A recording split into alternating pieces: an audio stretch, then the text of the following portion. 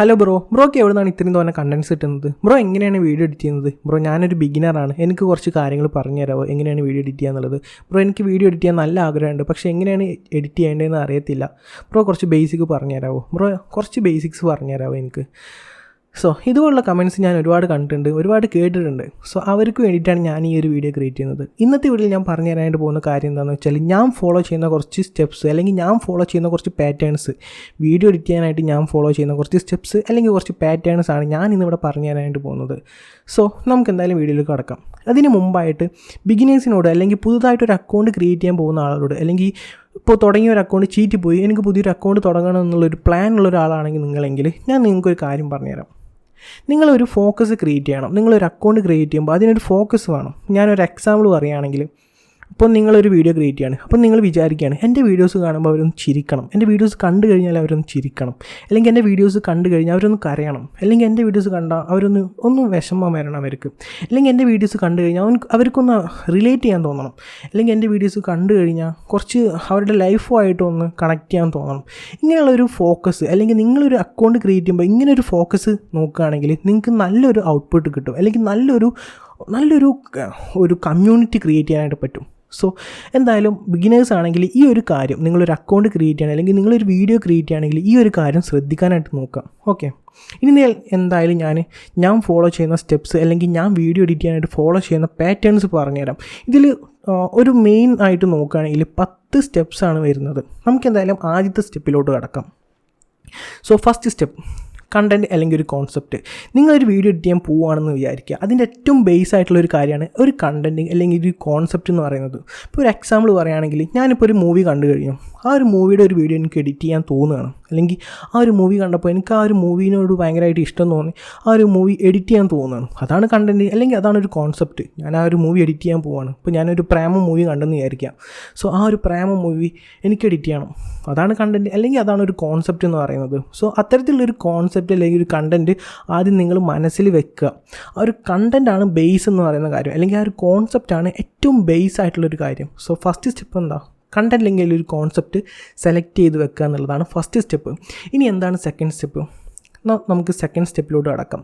അത് audio search ചെയ്യുക എന്നുള്ളതാണ്. ഓഡിയോ സെർച്ച് ചെയ്യുക എന്ന് പറഞ്ഞാൽ എന്താണെന്ന് വെച്ചാൽ, നിങ്ങൾ സെലക്ട് ചെയ്ത ആ ഒരു കണ്ടൻറ്റ് അല്ലെങ്കിൽ ആ ഒരു കോൺസെപ്റ്റിനോട് യോജിക്കുന്ന അല്ലെങ്കിൽ സിങ്ക് ആവുന്ന ഒരു ഓഡിയോ സെലക്ട് ചെയ്യുക അല്ലെങ്കിൽ സെർച്ച് ചെയ്തെടുക്കുക എന്നുള്ളതാണ് രണ്ടാമത്തെ സ്റ്റെപ്പായിട്ട് വരുന്നത്. എന്നെ സംബന്ധിച്ചിടത്തോളം എനിക്ക് ഏറ്റവും കൂടുതൽ ഡിഫിക്കൽട്ടായിട്ടുള്ള, ഏറ്റവും ബുദ്ധിമുട്ടുള്ളൊരു കാര്യമാണ് ഓഡിയോ സെർച്ച് ചെയ്യുക, അല്ലെങ്കിൽ ആ ഒരു കണ്ടൻറ്റിനനുസരിച്ചുള്ള ഒരു ഓഡിയോ സെർച്ച് ചെയ്തെടുക്കുക എന്നുള്ളതാണ് എന്നെ സംബന്ധിച്ചിടത്തോളം എനിക്ക് ഏറ്റവും കൂടുതലുള്ള ഒരു ഡിഫിക്കൽട്ട് എന്ന് പറഞ്ഞാൽ ഒരു പാർട്ട്. ഞാൻ വീഡിയോ എഡിറ്റ് ചെയ്യുമ്പോൾ എനിക്ക് ഏറ്റവും കൂടുതൽ ഡിഫിക്കൽട്ടായിട്ട് വരുന്ന ഒരു പാർട്ടാണ് ഈ ഒരു ഓഡിയോ സെർച്ചിങ്, അത് കണ്ടുപിടിക്കുക എന്നുള്ളത്. അപ്പോൾ ഞാൻ ചിലപ്പോൾ 1 മാസമൊക്കെ പിടിക്കും, എനിക്കൊരു ഓഡിയോ കണ്ടുപിടിക്കാനായിട്ട് 1 മാസമൊക്കെ പിടിക്കും. എനിക്ക് മടിയുള്ള കാരണമല്ല ഞാൻ വീഡിയോസ് അപ്ലോഡ് ചെയ്യാത്തത് ഇൻസ്റ്റാഗ്രാമിൽ.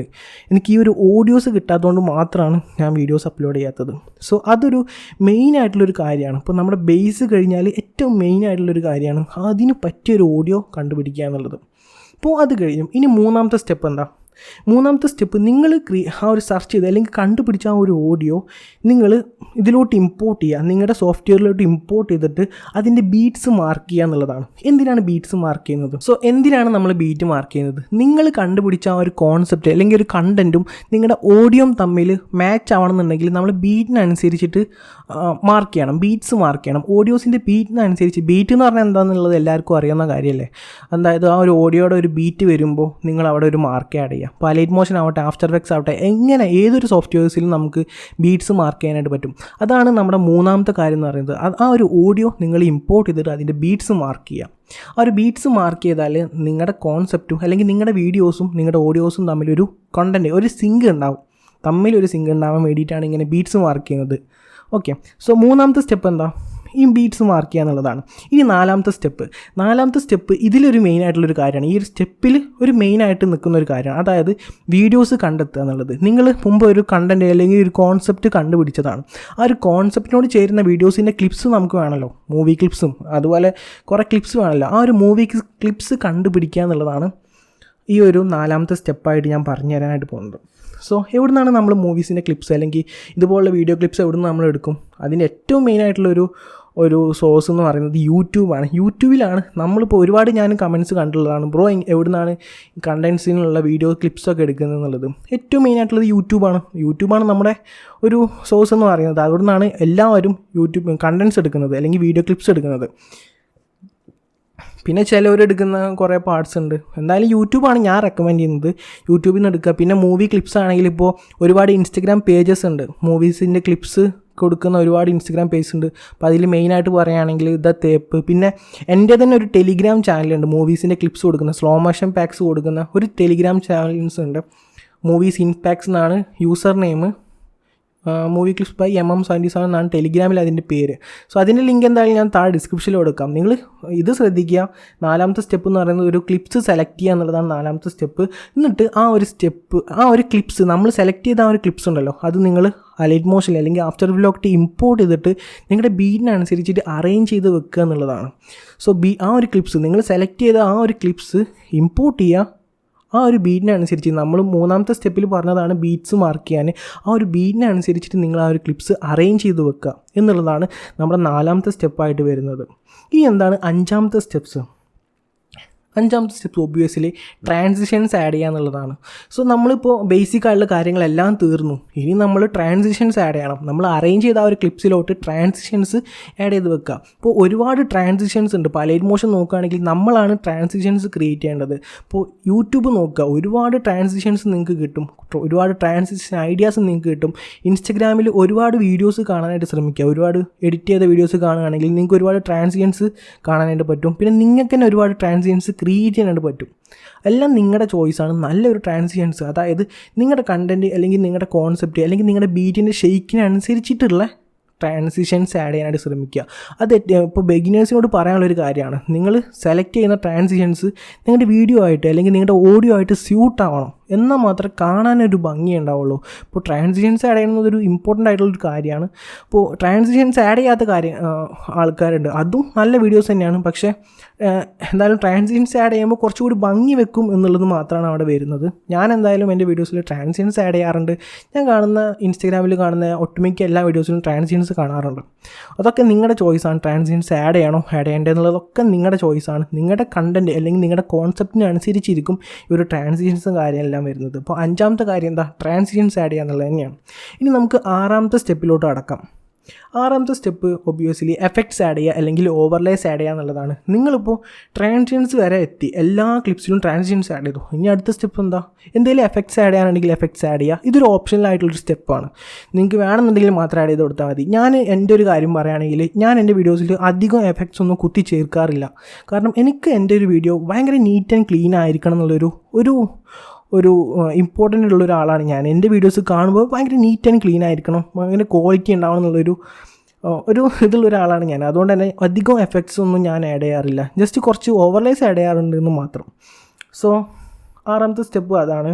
കുറച്ച് എഫക്ട്സ് എന്തെങ്കിലും ആഡ് ചെയ്യാനുണ്ടെങ്കിൽ ആഡ് ചെയ്യുക, അല്ലെങ്കിൽ ഓവർലേസ് ആഡ് ചെയ്യാനുണ്ടെങ്കിൽ ഓവർലേസ് ആഡ് ചെയ്യുക എന്നുള്ളതാണ്. ഇനി 7ാമത്തെ സ്റ്റെപ്പ് ആഡിങ് CC. ഇത് മെയിനായിട്ടുള്ളൊരു കാര്യമാണ്. നിങ്ങൾക്ക് അറിയാവുന്ന കാര്യമാണ്, ഞാൻ എൻ്റെ ചാനലിൽ തന്നെ ഒരുപാട് CCs അപ്ലോഡ് ചെയ്തിട്ടുണ്ട്. ലൈറ്റ് മോഷൻ്റെ ഒരുപാട് CCs അപ്ലോഡ് ചെയ്തിട്ടുണ്ട്. അതിൽ ഏറ്റവും ഫസ്റ്റത്തെ CC ആണ് HDR ഷാർപ്പൻ CC എന്ന് പറയുന്നത്. നിങ്ങൾ ശ്രദ്ധിക്കുക, HDR ഷാർപ്പൻ CC എന്ന് പറയുന്നത് 1 കൊല്ലം മുമ്പ് ഞാൻ ചെയ്തൊരു CC ആണ്. ഇപ്പോഴും ആ ഒരു CC യൂസ് ചെയ്യുന്ന ഒരുപാട് ബിഗിനേഴ്സ് ഉണ്ട്. എനിക്ക് അവരോട് പറയാനുള്ളൊരു കാര്യം എന്താണെന്ന് വെച്ചാൽ, നിങ്ങൾ അങ്ങനത്തെ CCs ഒഴിവാക്കുക. കാരണം ആ ഒരു കാലഘട്ടം കഴിഞ്ഞിരിക്കുകയാണ്. HDR ഷാർപ്പൻ CCയുടെ കാലഘട്ടമൊക്കെ കഴിഞ്ഞിരിക്കുകയാണ്. അതിനെക്കാട്ടും ടോപ്പായിട്ടുള്ള CCs ഇപ്പോൾ അവൈലബിൾ ആയിട്ടുണ്ട് നമ്മുടെ കമ്മ്യൂണിറ്റിയിൽ. നമ്മുടെ എഡിറ്റിംഗ് കമ്മ്യൂണിറ്റിയിൽ ഇപ്പോഴും നല്ല CCs അവൈലബിൾ ആയിട്ടുണ്ട്. നിങ്ങൾ നല്ല CCs, അതായത് CCs എടുക്കുമ്പോൾ ശ്രദ്ധിക്കേണ്ട ഒരു കാര്യമാണ്, നിങ്ങളുടെ കണ്ടൻറ്റ്, നിങ്ങളുടെ ഓഡിയോ ഇതിനൊക്കെ മാച്ച് ആവുന്ന ഒരു CC നിങ്ങൾ സെലക്ട് ചെയ്യുക. നിങ്ങളുടെ കണ്ടൻറ്റ്, നിങ്ങളുടെ കോൺസെപ്റ്റ്, നിങ്ങളുടെ ഓഡിയോ, അങ്ങനെ ഒരുപാട് ട്രാൻസിഷൻസ് അതിനൊക്കെ മാച്ച് ആവുന്ന CCs സെലക്ട് ചെയ്യുക. ബിഗിനേഴ്സ് ശ്രദ്ധിക്കേണ്ട ഒരു കാര്യമാണ്, നിങ്ങൾ CCs സെലക്ട് ചെയ്യുമ്പോൾ ഇതുപോലുള്ള കാര്യങ്ങളെല്ലാം ശ്രദ്ധിക്കണം. സോ 7ാമത്തെ കാര്യം എന്താ? CCs ആഡ് ചെയ്യുക എന്നുള്ളത് തന്നെയാണ്. ഇപ്പോൾ ലൈറ്റ് മോഷനിൽ CC ആഡ് ചെയ്യുകയാണെങ്കിൽ ഭയങ്കര ലാഗായിരിക്കും. അപ്പോൾ നിങ്ങൾ ചെയ്യേണ്ട കാര്യം എന്താ? 6 സ്റ്റെപ്പ് കഴിഞ്ഞാൽ, അതായത് ആ ഒരു എഫക്ട്സ് എല്ലാം ആഡ് ചെയ്ത് കഴിഞ്ഞാൽ നിങ്ങളത് എക്സ്പോർട്ട് ചെയ്യുക, എന്നിട്ട് ലൈറ്റ് മോഷനിലോട്ട് ഇമ്പോർട്ട് ചെയ്യുക. അവിടുന്ന് അങ്ങോട്ട് 7ാമത്തെ ഈ ഒരു സ്റ്റെപ്പ്, അതായത് CC ആഡ് ചെയ്യുന്നത് അവിടുന്ന് അങ്ങോട്ട് തുടങ്ങുക. നിങ്ങളുടെ ക്വാളിറ്റി പോകുന്നതൊന്നും നിങ്ങൾ നോക്കണ്ട. ഞാനും ലൈറ്റ് മോഷൻ യൂസ് ചെയ്യുന്ന വരെ ഇങ്ങനെ തന്നെയാണ് ചെയ്തിരുന്നത്. CC ആഡ് ചെയ്യാനായിട്ട് അത് എക്സ്പോർട്ട് ചെയ്യും, എന്നിട്ടാണ് ഞാൻ CC ആഡ് ചെയ്യുക. ഇപ്പോഴും ഒരുപാട് പേര് അങ്ങനെ ചെയ്യുന്നുണ്ട്. ലോ ആൻഡ് ഡിവൈസ് ആണെങ്കിൽ നമുക്കൊരു മാർഗ്ഗമില്ല. ഞാനും ലോ ആൻഡ് ഡിവൈസാണ് യൂസ് ചെയ്യുന്നത്. ഇപ്പോഴാണ് എനിക്ക് കമ്പ്യൂട്ടറൊക്കെ കിട്ടിയത്.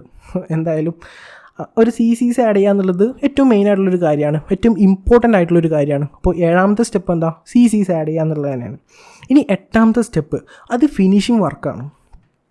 നിങ്ങളൊരു വീഡിയോ ക്രിയേറ്റ് ചെയ്യുമ്പോൾ ഏറ്റവും ശ്രദ്ധിക്കേണ്ട ഒരു കാര്യം, നിങ്ങൾ എന്തായാലും അതിന് ഫിനിഷിംഗ് വർക്ക് കൊടുക്കണം. എല്ലാന്നുണ്ടെങ്കിൽ അത് ഫ്ലോപ്പാണ്. ഞാനൊരു കാര്യം പറഞ്ഞുതരാം, അത് ഫ്ലോപ്പാണെന്നുള്ളത് നിങ്ങൾ 100% നോക്കി വെക്കുക. ഫിനിഷിംഗ് വർക്ക് ഇപ്പോൾ ഒരുപാട് പേർക്ക് ഒരു ഇതുണ്ടാവും, എന്താണ് ഫിനിഷിംഗ് വർക്ക് കൊണ്ട് ഉദ്ദേശിക്കുന്നത് എന്താണെന്നുള്ളത് ഒരുപാട് പേർക്കുള്ളൊരു ഡൗട്ടാണ്. അപ്പം ഞാൻ ഉദ്ദേശിക്കുന്ന കാര്യം എന്താണെന്ന് വെച്ചാൽ, നിങ്ങൾക്ക് എന്തെങ്കിലും തമ്പ്നെയിൽ ആഡ് ചെയ്യുകയാണെങ്കിൽ അത് ആഡ് ചെയ്യുക, അല്ലെങ്കിൽ കവർ ഫോട്ടോ ആഡ് ചെയ്യുകയാണെങ്കിൽ അത് ആഡ് ചെയ്യുക. ഞാൻ എൻ്റെ ഫിനിഷിംഗ് വർക്കിൽ ചെയ്യുന്നൊരു കാര്യമാണ് എൻ്റെ വാട്ടർമാർക്ക്, പിന്നെ എന്തെങ്കിലും ഓവർലേസ് ആഡ് ചെയ്യുകയാണെങ്കിൽ അത് ആഡ് ചെയ്യും. ഇപ്പോൾ മെയിനായിട്ട് ഞാൻ ആഡ് ചെയ്യുന്ന കാര്യമാണ് BCC ഫിലിം ഡാമേജ് ഓവർലേസ് ഒക്കെ ഉണ്ടല്ലോ, എൻ്റെ ചാനൽ അവൈലബിൾ ആയിട്ടുള്ളതാണ്. അപ്പോൾ അതൊക്കെ ഞാൻ ആഡ് ചെയ്യും. അതൊക്കെ എൻ്റെ ഫിനിഷിംഗ് വർക്കിലാണ് ഞാൻ കൊടുക്കാറ്. പിന്നെ എൻ്റെ ഇൻട്രോ ഔട്ട്രോ, എൻ്റെ വാട്ടർമാർക്ക്, ഇതൊക്കെയാണ് ഞാൻ എൻ്റെ ഫിനിഷിംഗ് വർക്കിൽ കൊടുക്കാറുള്ള കാര്യങ്ങൾ. അപ്പോൾ ഇതെല്ലാം നിങ്ങൾ ഫിനിഷിംഗ് വർക്കിൽ കൊടുക്കുകയാണെങ്കിൽ നിങ്ങളുടെ വീഡിയോ കാണാൻ കുറച്ചുകൂടി ഭംഗി ഉണ്ടാവും. ഫിനിഷിംഗ് വർക്ക് എന്ന് പറഞ്ഞാൽ തന്നെ എന്താ, കുറച്ച് ഭംഗി കൂടുതലാക്കി കൊടുക്കുക എന്നുള്ളത് തന്നെയാണ് ഫിനിഷിംഗ് വർക്കിൽ വരുന്ന കാര്യം. ഇനി 9ാമത്തെ സ്റ്റെപ്പ്, അതായത് 9th സ്റ്റെപ്പാണ് ഹൈ ക്വാളിറ്റിയിൽ നിങ്ങൾ എക്സ്പോർട്ട് ചെയ്യുക. അപ്പം നിങ്ങളുടെ വീഡിയോസ് എല്ലാം കംപ്ലീറ്റ് ആയി കഴിഞ്ഞു. ഈ ഒരു ഫിനിഷിംഗ് വർക്കോട് കൂടി ഫിനിഷായി, നിങ്ങളുടെ വീഡിയോസ് ഫിനിഷായി. ഇനി എന്താ, നിങ്ങളുടെ വീഡിയോ ഒന്ന് എക്സ്പോർട്ട് ചെയ്തെടുക്കുക എന്നുള്ളതാണ്. എക്സ്പോർട്ട് ചെയ്യുമ്പോൾ മാക്സിമം ക്വാളിറ്റിയിൽ തന്നെ നിങ്ങൾ എക്സ്പോർട്ട് ചെയ്യാനായിട്ട് ശ്രമിക്കുക. കാരണം നമ്മൾ ഏതൊരു വീഡിയോ ഇൻസ്റ്റാഗ്രാമിൽ അപ്ലോഡ് ചെയ്താലും അത് കംപ്രസ് ചെയ്യും. ക്രിയേറ്റർ സ്റ്റുഡിയോ വഴി അല്ലാണ്ട് നിങ്ങൾ അപ്ലോഡ് ചെയ്യുമ്പോൾ എന്തായാലും ഇൻസ്റ്റാഗ്രാം അത് കംപ്രസ് ചെയ്യും. അതിപ്പോൾ നിങ്ങൾ തന്നെ കംപ്രസ് ചെയ്തൊരു വീഡിയോ ആണെങ്കിലും ഇൻസ്റ്റാഗ്രാമിൽ അത് ഇടുമ്പോൾ എന്തായാലും കംപ്രസ് ആവും. അത് ഇപ്പോഴും കുറച്ച് പേർക്കൊന്നും അറിയാത്ത കാര്യമാണ്. അവർ കംപ്രസ് ചെയ്തിട്ട് ഇൻസ്റ്റാഗ്രാമിലോട്ട് അപ്ലോഡ് ചെയ്യും. അപ്പോൾ എന്താ, അവർ ഇൻസ്റ്റാഗ്രാമിൽ വീണ്ടും അത് കംപ്രസ് ചെയ്യും. അതിൻ്റെ ക്വാളിറ്റി പിന്നെയും അവിടെ ലോസ് ആവുകയാണ്. അതൊക്കെ നിങ്ങൾ ശ്രദ്ധിക്കണം. ഇപ്പോൾ ക്രിയേറ്റർ സ്റ്റുഡിയോ വഴിയാണ് നിങ്ങൾ അപ്ലോഡ് ചെയ്യുന്നുണ്ടെന്നുണ്ടെങ്കിൽ ഒരു തരത്തിലുള്ള ക്വാളിറ്റി ലോസ് അവിടെ ഉണ്ടാവില്ല. ഇപ്പോൾ എക്സാമ്പിളായിട്ട് തന്നെ എൻ്റെ ചാനൽ എടുത്ത് നോക്കിയാൽ മതി, എൻ്റെ ഇൻസ്റ്റാഗ്രാം അക്കൗണ്ട് എടുത്ത് നോക്കിയാൽ മതി, അതിൽ കാണാം ഒരുപാട് വീഡിയോസ് ഉണ്ടാവും. അതെല്ലാം ഞാൻ ക്രിയേറ്റർ സ്റ്റുഡിയോ വഴിയാണ് അപ്ലോഡ് ചെയ്യുന്നത്. ഒരു ക്വാളിറ്റി ലോസ് പോലും എനിക്ക് ഇതുവരെ ഫീൽ ആയിട്ടില്ല. So 9th step obviously high ക്വാളിറ്റിയിൽ നിങ്ങൾ എക്സ്പോർട്ട് ചെയ്യുക എന്നുള്ളത് തന്നെയാണ്. ഇപ്പോൾ 10 ബിട്രേറ്റിലൊക്കെ ഇട്ടിട്ട് 10 ബിട്രേറ്റിൻ്റെ മുകളിൽ ഇട്ടിട്ടൊക്കെ നിങ്ങൾ എക്സ്പോർട്ട് ചെയ്യാനായിട്ട് ശ്രമിക്കുക. ഇനി എന്താ 10th സ്റ്റെപ്പ്, അപ്ലോഡിംഗ് ആണ്. അപ്ലോഡ് ചെയ്യുമ്പോൾ ഇത് എല്ലാവർക്കും അറിയുന്ന കാര്യമാണ്. ഇപ്പോൾ ഒരു വീഡിയോ എഡിറ്റ് ചെയ്തിട്ട് ഒരു എഡിറ്ററിന് ഏറ്റവും കൂടുതൽ മാനസികാവസ്ഥ ഉണ്ടാക്കുന്ന കാര്യം എന്താണെന്നറിയോ? നിങ്ങളൊരു വീഡിയോ എഡിറ്റ് ചെയ്തിട്ട് അത് വെയിറ്റ് ചെയ്യാണ്, അപ്ലോഡ് ചെയ്യാനായിട്ട് വെയിറ്റ് ചെയ്യാണ്. അതാരും കാണിച്ചിട്ടില്ല. അതൊരു മാനസികാവസ്ഥയാണ്. കാരണം നിങ്ങൾ എക്സ്പോർട്ട് ചെയ്തൊരു വീഡിയോ വേറൊരാൾ കണ്ടിട്ടില്ല എന്നുണ്ടെങ്കിൽ നിങ്ങൾക്ക് എന്തോ പോലെ ഒരു ഫീൽ ആവും. നിങ്ങൾക്കല്ല, എനിക്കങ്ങനെയാണ്. ഇപ്പോൾ എൻ്റെ ഒരു വീഡിയോ എക്സ്പോർട്ട് ചെയ്തിട്ട് അതിങ്ങനെ ഞാൻ കണ്ടുകൊണ്ടിരിക്കുകയാണ്, ആരെയും ഇതുവരെ കാണിക്കാതെ. അതെനിക്ക് ഭയങ്കരമായിട്ട് ഫീൽ ആവും. ഞാൻ അപ്പം തന്നെ അത് എടുത്തിട്ട് എക്സ്പോർട്ട് ചെയ്യും, അപ്ലോഡ് ചെയ്യും. പക്ഷെ അങ്ങനെ ചെയ്യരുത്. നിങ്ങളൊരു ടൈം കണ്ടെത്തുക, നിങ്ങളുടെ അക്കൗണ്ടിൽ ഒരു ടൈം കണ്ടെത്തുക. ഇന്ന ടൈമിലാണ് ഞാൻ അപ്ലോഡ് ചെയ്യാൻ പോകുന്നത് എന്നുള്ളൊരു ഇത് കണ്ടെത്തുക. ഇപ്പോൾ നിങ്ങളുടെ അക്കൗണ്ടിന് ഒരു ടൈം വേണം. ഇപ്പോൾ എൻ്റെ അക്കൗണ്ടിന് നോക്കുകയാണെങ്കിൽ ഞാൻ 7 മണിക്കാണ് അപ്ലോഡ് ചെയ്യാറ്. അതെൻ്റെ ഒരു ടൈമാണ്. അപ്പോൾ എൻ്റെ സബ്സ്ക്രൈബേഴ്സിന് അത് മനസ്സിലാവും, അല്ലെങ്കിൽ എൻ്റെ ഫോളോവേഴ്സിന് അത് മനസ്സിലാവും. അവന് 7 മണിക്കാണ് അപ്ലോഡ് ചെയ്യാറ്, അപ്പോൾ ഞാൻ വെയിറ്റ് ചെയ്യട്ടെ എന്നുള്ളൊരു മനസ്സിലാവും. എല്ലാന്നുണ്ടെങ്കിൽ നിങ്ങളൊരു വീഡിയോ അപ്ലോഡ് ചെയ്യുന്നതിന് മുമ്പായിട്ട് ഇങ്ങനെ സ്റ്റോറി ഇടുക, വീഡിയോ അപ്ലോഡിങ് സൂണെന്നാ, അങ്ങനെ എന്തെങ്കിലും ഒരു ന്യൂ പോസ്റ്റ് അപ്ലോഡിങ് സൂണെന്നാ, അങ്ങനെ എന്തെങ്കിലും പറഞ്ഞിട്ട് ഒരു സ്റ്റോറി ഇടാനായിട്ട് ശ്രമിക്കുക.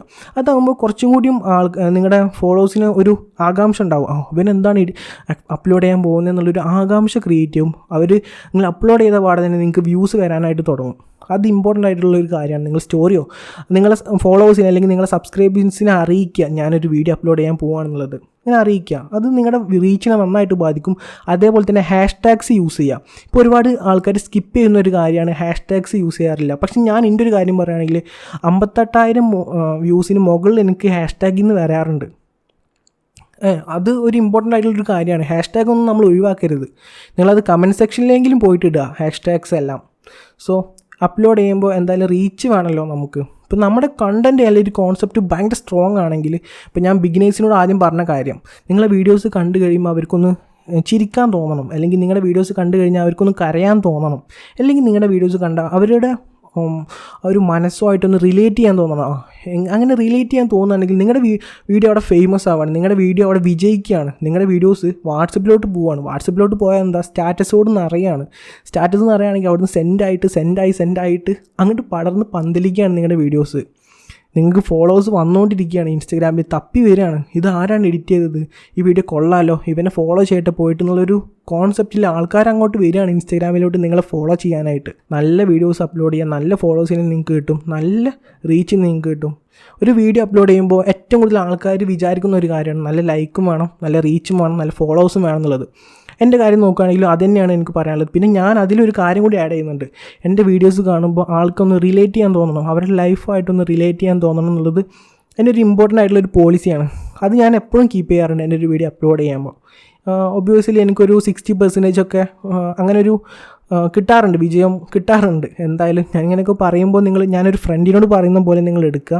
ഈ ഒരു വീഡിയോ ഭയങ്കരമായിട്ട് ലെങ്തി ആയിട്ടുണ്ടാവുമെന്ന് എനിക്കറിയാം. എന്തായാലും നിങ്ങൾ ഈ ഒരു സ്റ്റെപ്സ് എല്ലാം ഫോളോ ചെയ്യാനായിട്ട് ശ്രമിക്കുക. ഞാനിപ്പോൾ 10 സ്റ്റെപ്പ് അല്ലെങ്കിൽ 10 പാറ്റേൺ പറഞ്ഞു കഴിഞ്ഞു.